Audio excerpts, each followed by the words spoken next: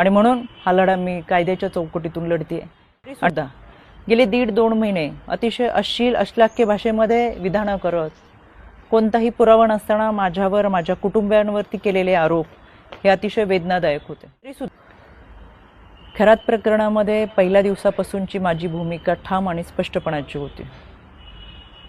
खरातच्या कोणत्याही आर्थिक व्यवहाराशी, जमिनीमधल्या पार्टनरशिपशी दुरान्वयी माझा संबंध नव्हता। मी कधी कोणत्या महिलेला खरातकडे घेऊन गेले नाही, ना माझा आक्षेपार्ह फोटो व्हिडिओ होता। पण तरी सुद्धा गेले 1.5-2 महिने अतिशय अश्लील अश्लाघ्य भाषेमध्ये विधानं करत, कोणताही पुरावा नसताना माझ्यावर माझ्या कुटुंबियांवरती केलेले आरोप हे अतिशय वेदनादायक होते। आणि म्हणून आता ही माझी लढाई कायद्याच्या चौकटीतून आहे। इतरांप्रमाणे माझ्या कुटुंबियांनी खरातला गुरु मानलं होतं आणि म्हणून जो पाद्यपूजेचा व्हिडिओ होता तो अतिशय जुना व्हिडिओ होता। त्यावेळेस मी आयोगाचे अध्यक्षही नव्हते, पण तरीसुद्धा खरात प्रकरणाचा तपास हा पारदर्शकपणे व्हावा यासाठी मी राज्य महिला आयोगाच्या अध्यक्षपदाचा आणि प्रदेशाध्यक्षपदाच्या अशा दोन्ही पदांचा राजीनामा दिला। तरीसुद्धा ज्या पद्धतीची चिखलफेक झाली, एआयचा वापर करून ज्या पद्धतीचे व्हिडिओ बनवले गेले आणि सातत्याने बदनाम करण्याचं षडयंत्र जे रचलं गेलं, त्याच्यासाठीची ही लढाई कायद्याच्या चौकटीतून। आणि म्हणून आशा मिरगे या बाईने डिबेट शोमध्ये अतिशय असभ्य भाषेमध्ये जी विधानं केली, ती विधानं ऐकून तर मला आश्चर्याचा धक्काच बसला। आणि म्हणून मी 4 एप्रिलला पहिली नोटीस ही आशा मिरगेला पाठवली होती। कायद्यापासून पळ काढताना स्वतःचा बचाव करण्यासाठी या बाईने ही नोटीस स्वीकारली नाही, म्हणून पोस्ट ऑफिसच्या माध्यमातून 2दा ही नोटीस परत घरी पाठवली। एकूण 3 वेळा नोटीस पाठवली गेली, पण ही नोटीस या बाईने स्वीकारली नाही। अनक्लेम म्हणून ही नोटीस परत आली आणि म्हणून मला माझगाव कोर्टातून फौजदारी फिर्याद दाखल करावी लागली। माननीय न्यायालयाने याची दखल घेऊन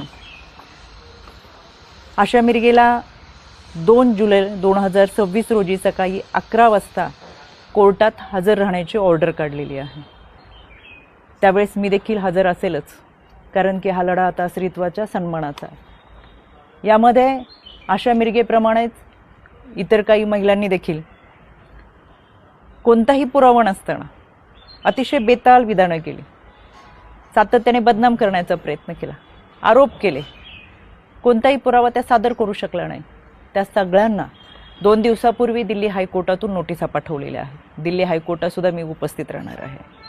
हा लढा स्त्रीत्वाच्या सन्मानाचा, इथून पुढे कोणत्याही महिलेच्या चारित्र्यावरती शिंतोडे उडवले जाऊ नयेत यासाठी हा लढा आहे।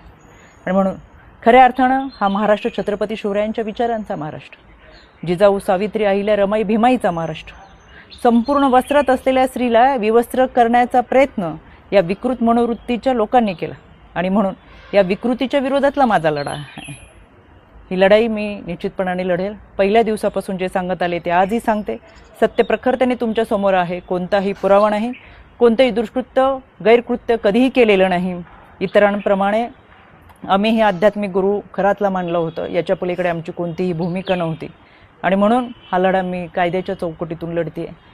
2 जुलै सकाळी 11 वाजता आशा मिरगे हाजीर हो, मी स्वतः माझगाव कोर्टात असेल।